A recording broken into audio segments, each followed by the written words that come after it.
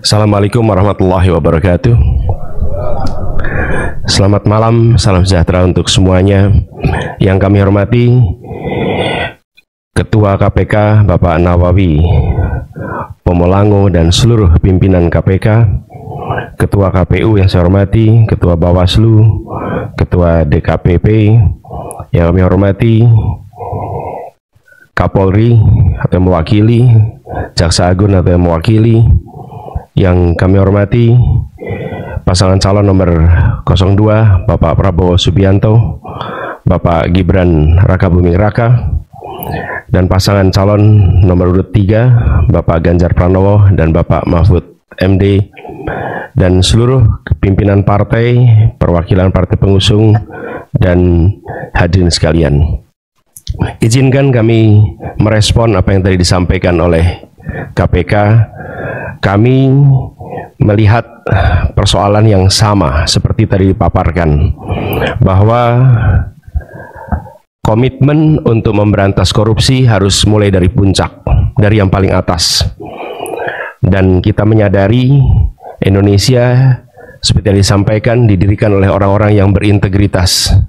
Dan contoh-contoh seperti Muhammad Hatta, Hugeng, Baharudin Lopa, dan akhir-akhir kemarin adalah Pak Artijo Alkostar adalah contoh pribadi-pribadi berintegritas yang saya rasa harus kita kembalikan lagi di Republik ini.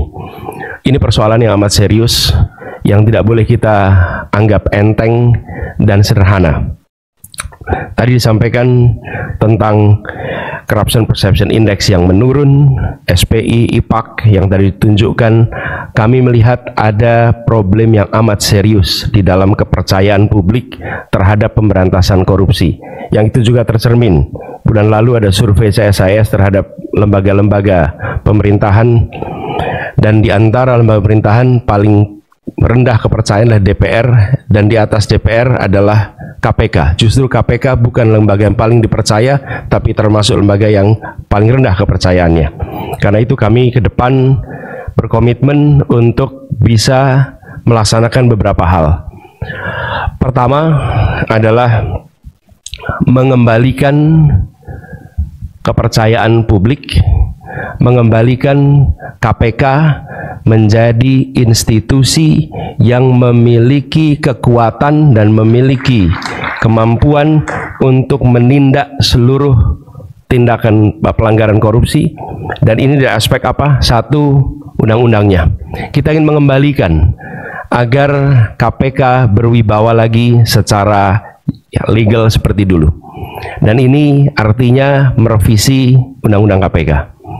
Kami ingin agar revisi ini akan bisa mengembalikan KPK kepada posisi yang kuat. Yang kedua adalah standar etika yang tinggi di tubuh KPK.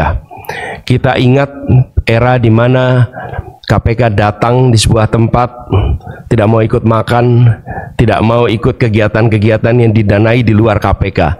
Standar yang tinggi itu harus dikembalikan di KPK, sehingga bukan saja undang-undangnya memberikan kekuatan dan kemandirian, tapi juga di dalamnya baik pimpinan maupun seluruh staf bekerja dengan kode etik yang amat tinggi. Yang ketiga adalah rekrutmen.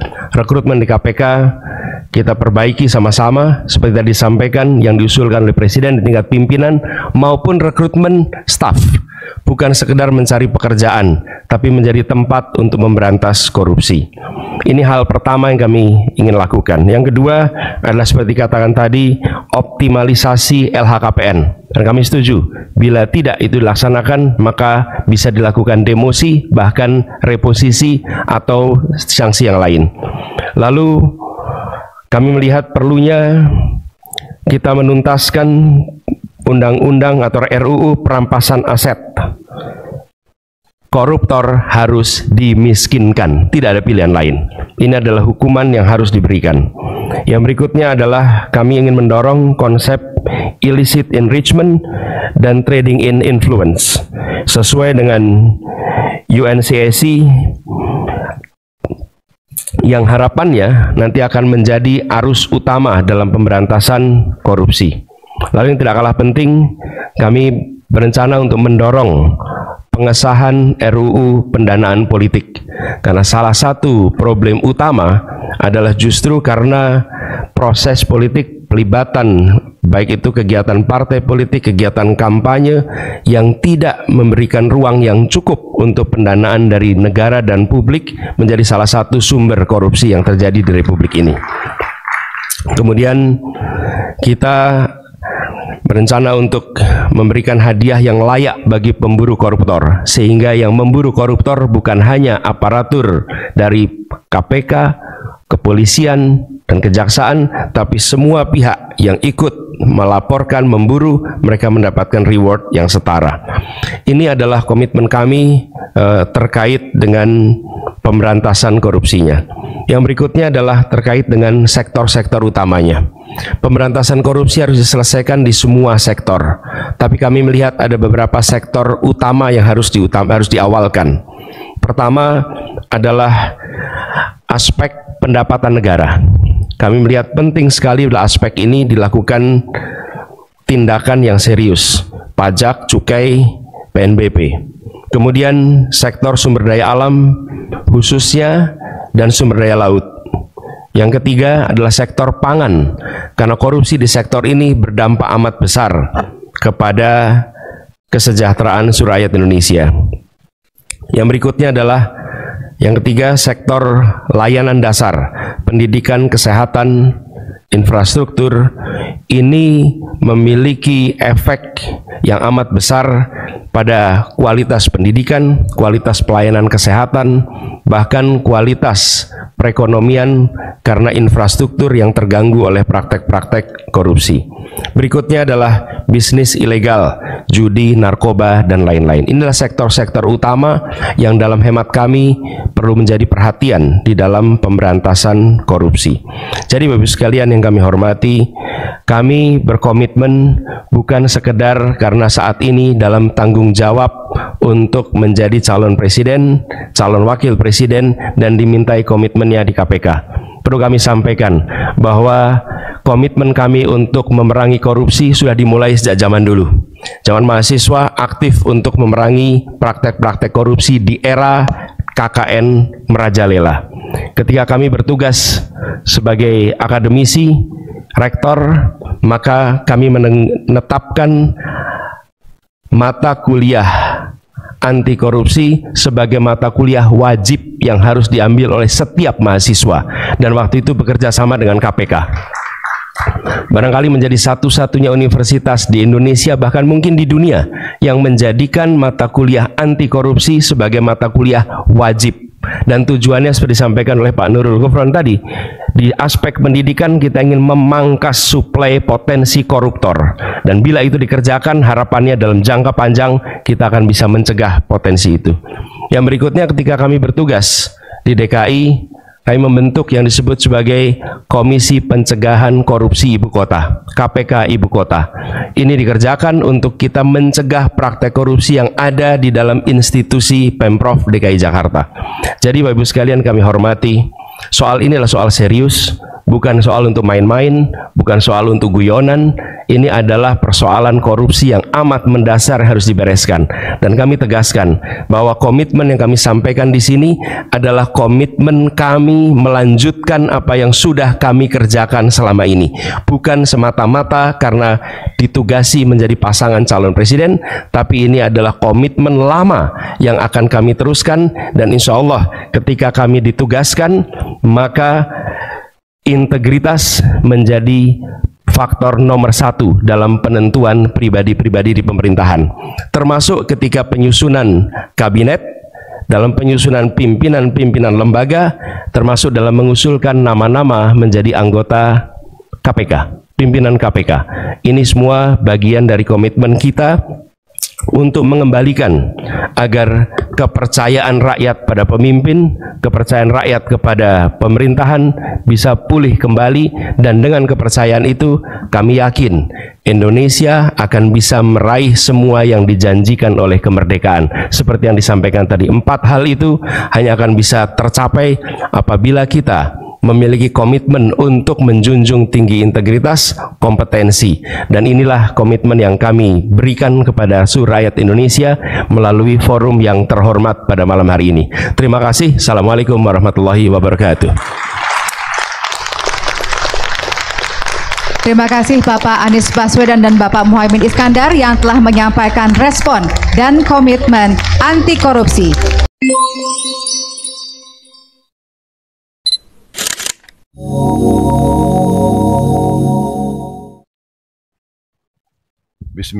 Bismillahirrahmanirrahim. Assalamualaikum warahmatullahi wabarakatuh. Selamat malam, salam sejahtera bagi kita sekalian. Shalom Om Swastiastu, Namo Buddhaya, salam kebajikan.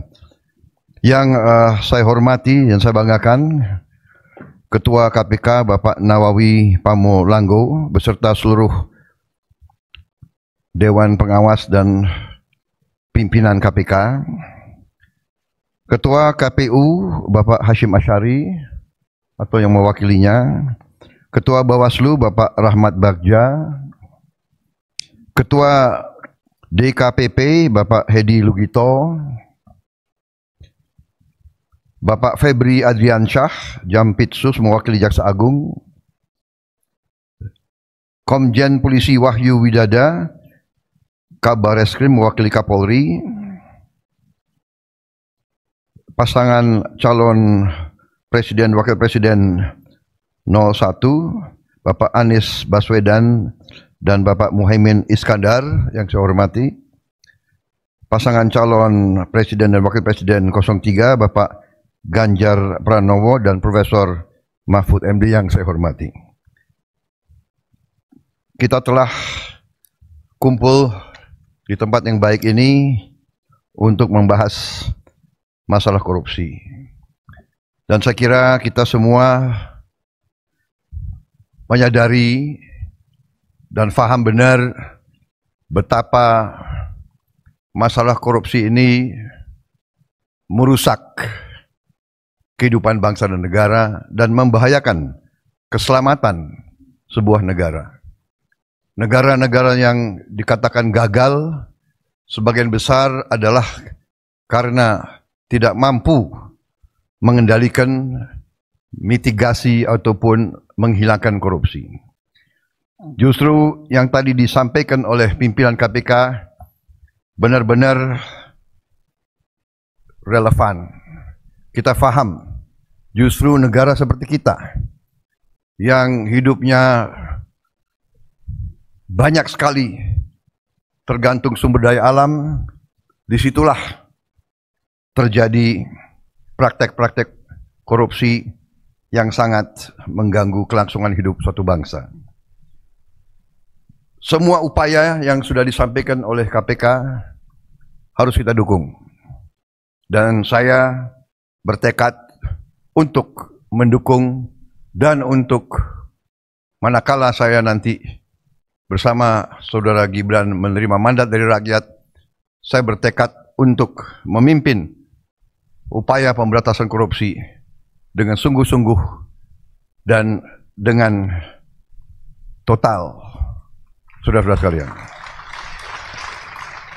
pendekatan yang sudah dilakukan itu sudah benar. Pendekatan pendidikan, kemudian pencegahan dan penindakan, itu sudah benar, harus kita tingkatkan. Tetapi saya memandangnya dari segi sistemik, dari segi realisme. Jadi menurut pandangan saya,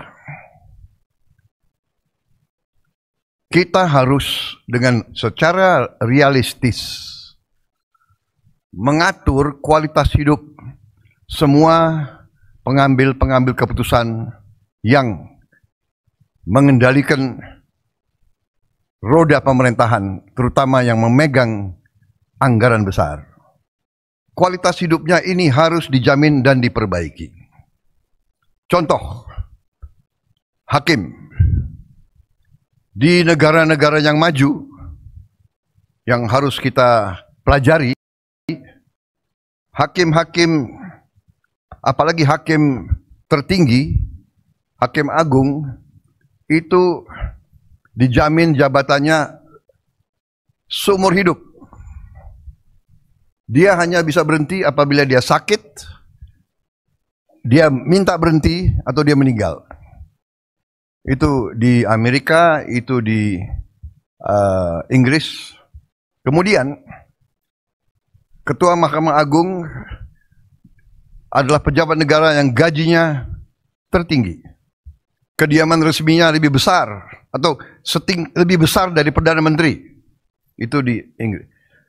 Hakim-hakim itu dijamin penghasilannya begitu besar sehingga bisa dikatakan dia tidak ada insentif untuk korupsi sama sekali. Ini yang saya anggap pendekatan sistemik dan pendekatan realistis. Pejabat-pejabat yang memegang anggaran besar, kualitas hidupnya dan penghasilannya harus sesuai. Sekarang direksi perusahaan swasta, bahkan perusahaan BUMN, gajinya jauh lebih besar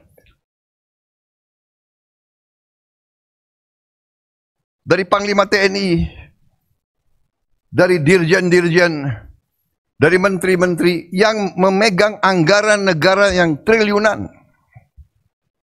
Ini saya kira harus kita mendekatinya secara realistis. Ini keyakinan saya.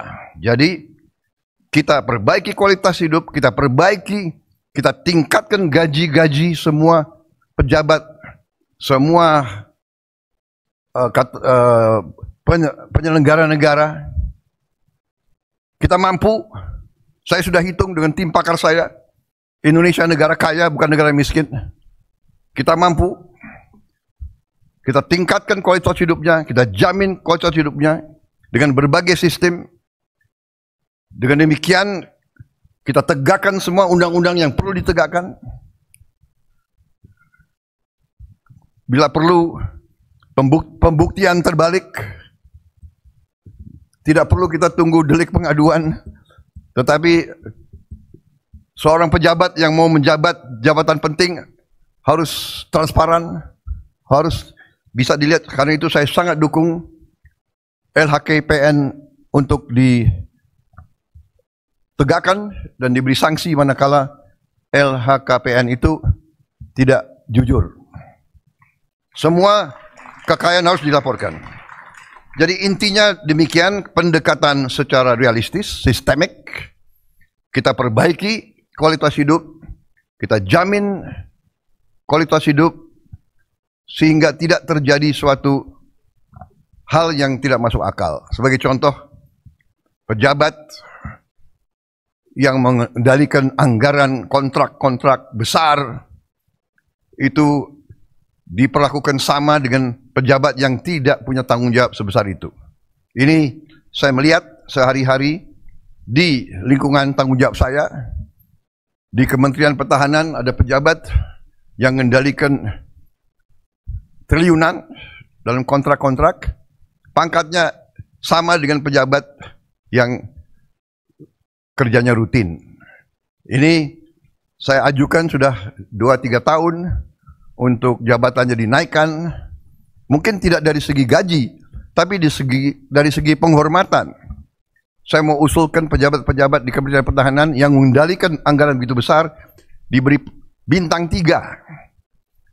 Tapi sampai sekarang ya mungkin birokrasi dan sebagainya masih belum tembus. Itu pertama, jadi sistemik pendekatan. Yang kedua menurut saya adalah kehendak politik, political will. Tadi saya sependapat dengan Pak Anies tadi, harus dari atas. Political will, kehendak politik.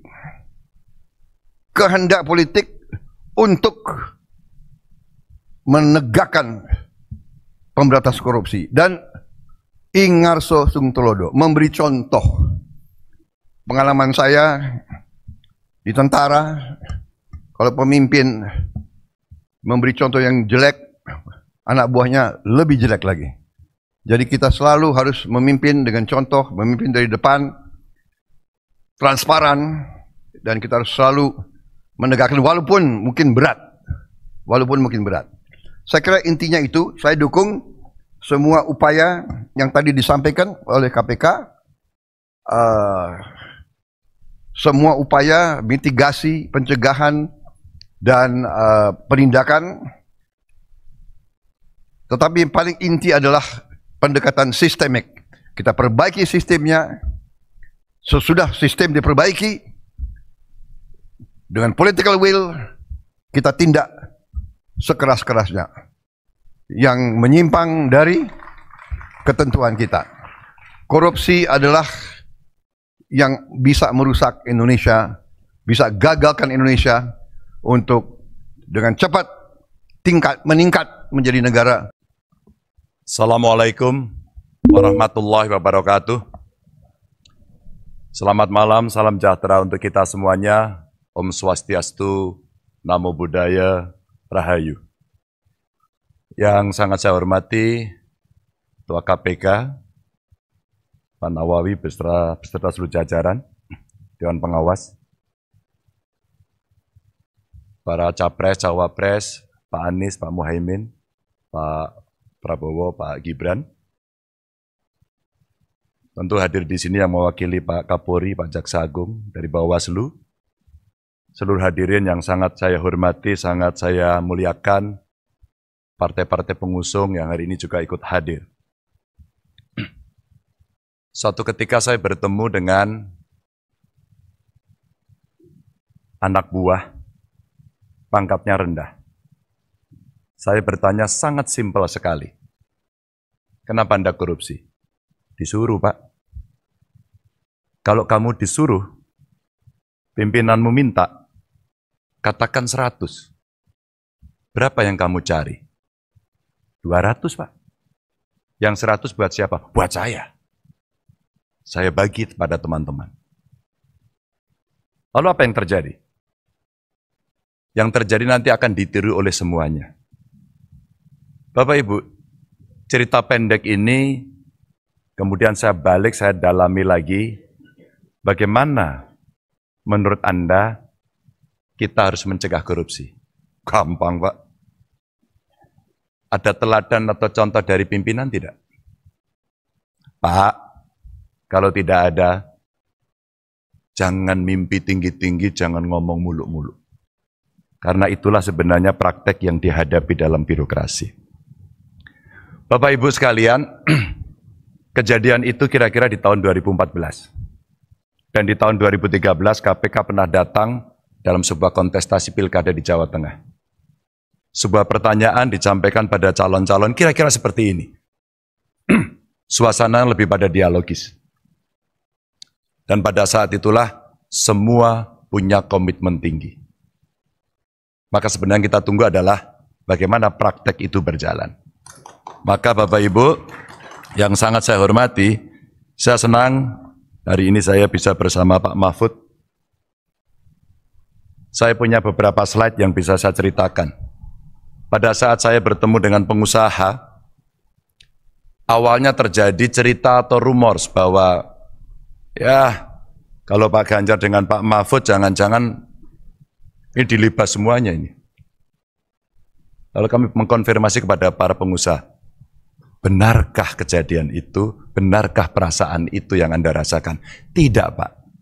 Kalau kami berusaha dan ada kepastian hukum, maka pada saat itulah sebenarnya kenyamanan kami akan terjaga. Kami hanya memberikan contoh saja, bahwa komitmen itu ditunjukkan dengan evidence base. Dengan sebuah bukti seperti apa yang tadi ditampilkan di depan. Yang berikutnya juga, bagaimana kemudian dari komitmen itu mesti kita wujudkan dalam gerak nyata. Kami sebut sebagai gaspol. Menggandakan anggaran, bagaimana caranya pertumbuhan ekonomi dihitung betul-betul, governance dilakukan, hukum ditegakkan. Pasti pendapatan akan mengalir dengan baik, karena potensi kita tinggi. Yang berikutnya adalah sikat KKN. Dan birokrasi dipoles dengan digitalisasi. Karena kalau regulasi sudah baik, sistem kelembagaannya sudah baik, maka aktor yang mesti kita pilih juga harus baik. Maka pada tingkat berikutnya Bapak Ibu, kami punya beberapa catatan yang bisa saya sampaikan kepada Bapak Ibu sekalian. Inilah beberapa cara mencegah menurut kami. Yang pertama, digitalisasi sistem keuangan, Dan dengan cara digitalisasi sebenarnya penghematan bisa dilakukan. Transaksi tunai itu sulit untuk dilacak, maka mesti ada pembatasan. Kalau tidak salah yang 100 juta itu mesti jadi komitmen. E-budgeting, e-planning untuk transparansi dalam birokrasi menjadi sebuah kewajiban. Dan tentu saja transparansi anggaran, transaksi yang jelas asal-usulnya, serta anggaran yang benar-benar harus sampai pelaksana mesti dikontrol dari pemimpin tertinggi. Dan itulah dashboard yang dibutuhkan setiap hari untuk pemimpin melihat, memimpin pemberantasan korupsi secara langsung. Maka penguatan kelembagaan bisa dilakukan dengan, kalau tadi disampaikan Pak Gufron, koordinasi di antara kelembagaan yang ada. Dari APH, kewenangan penuh untuk investigasi yang mengembalikan independensi KPK. Dan ketika KPK independen, maka menjaga independensi dan integritas oleh aparatur di KPK itu penting. Tidak untuk bisa diintervensi oleh siapapun. Kejaksaan, kepolisian juga bisa mendorong transparansi proses untuk masyarakat dan penegakan hukum yang bebas dari intimidasi. Dan tentu saja instrumen LHKPN. Bapak Ibu, LHKPN bukan cerita yang sulit. Kami di ruangan ini pernah bersama-sama dengan DPRD pada saat itu mendapatkan penghargaan. Karena ketika macet ternyata kuncinya gampang. Undang KPN, suruh ngisi saat itu, selesai semuanya. Dan inilah pola-pola yang kita lakukan ketika koordinasi, supervisi, dan pencegahan kita lakukan. Melibatkan pemerintah dan KPK dan dunia usaha termasuk dunia pendidikan adalah cara pencegahan yang bagus. Dan penguatan LHKPN itu didorong dengan memperkuat sistem whistleblowing dari masyarakat yang dijamin kerahasiaannya dan tentu dengan anonim dan evidence base yang memang betul-betul terjadi. Bapak Ibu, regulasi yang punya efek jera ini betul-betul mesti didorong agar konflik kepentingan bisa kita jaga untuk tidak terjadi adanya konflik itu. Dan tentu saja menegakkan kode etik, lalu mengawasi kekayaan yang tidak sesuai dengan profil tadi di LHKPN, dan meminimalisasi rangkap jabatan. Dan lalu, kalau itu tidak jera, deterrent efeknya adalah memiskinkan koruptor. Saya kira Nusa Kambangan tempat terbaik untuk itu. Dan Bapak Ibu, wajib pengenaan tambahan pasal terkait dengan TPPU dan pengesahan RUU perampasan aset. Inilah respon yang bisa kita berikan dengan cara yang cukup gamblang. Bapak Ibu sekalian, sekali lagi, komitmen ini bisa berjalan kalau ada contoh. Maka sinergi antar lembaga menjadi penting. Kenapa TNI menjadi penting? Kita melihat yang illegal ekonomi, termasuk tadi tambang-tambang ilegal, apalagi yang di perbatasan, rasanya penegak hukum perlu dibantu. Karena situasi-situasi yang sulit, yang kadang-kadang mereka di-backup oleh kekuatan-kekuatan yang luar biasa, maka tindakan luar biasa juga harus bisa dilakukan, tanpa itu tidak akan berjalan. Peningkatan transparansi untuk penanganan kasus korupsi sehingga orang tahu sampai di mana, berjalan atau tidak, dan mempererat koordinasi antara penegak hukum yang tadi disampaikan. Termasuk cross-check berkala anggaran dari seluruh lembaga yang mengelola anggaran, termasuk publikasi hasil audit lembaga. Ini untuk meningkatkan kepercayaan masyarakat. Apapun dalam pemerintahan, dalam kekuasaan, kepercayaan adalah nomor satu. Kalau tidak merosot, KPK sendiri mengakui itu. Inilah rebound yang mesti kita lakukan, karena penanganan korupsi bukan hanya tanggung jawab KPK, tapi tanggung jawab kita semua. Dan APH serta inspektorat inilah yang mesti meningkatkan surveillance kegiatan transaksi, sehingga PPATK juga menjadi kontributor yang penting, serta penekanan dan penalti anti korupsi untuk inspektorat. Bapak Ibu, cerita-cerita inilah yang kemudian bisa kita berikan untuk memberikan kepada masyarakat keyakinan apa yang mesti kita kerjakan agar kita bisa melakukan itu dengan baik. Dan itulah nilai yang mesti kita dorong. Kita taat pada Tuhan, kita patuh pada hukum, dan kita setia pada rakyat. Terima kasih. Wassalamualaikum warahmatullahi wabarakatuh.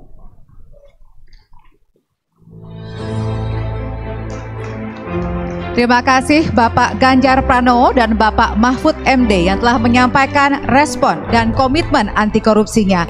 Kami silakan untuk kembali ke tempat duduk.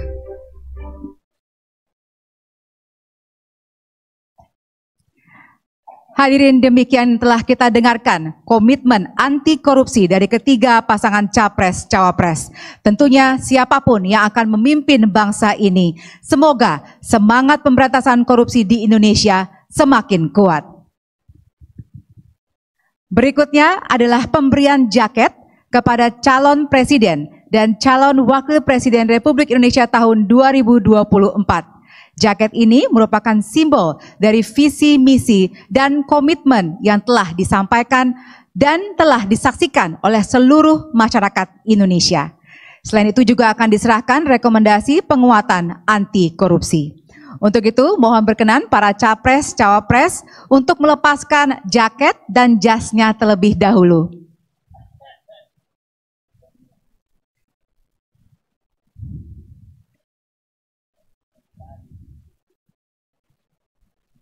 Terima kasih atas kerjasamanya Bapak-Bapak. Langsung saja kita akan mulai. Kami undang dari pasangan calon nomor urut 1 untuk naik ke atas panggung.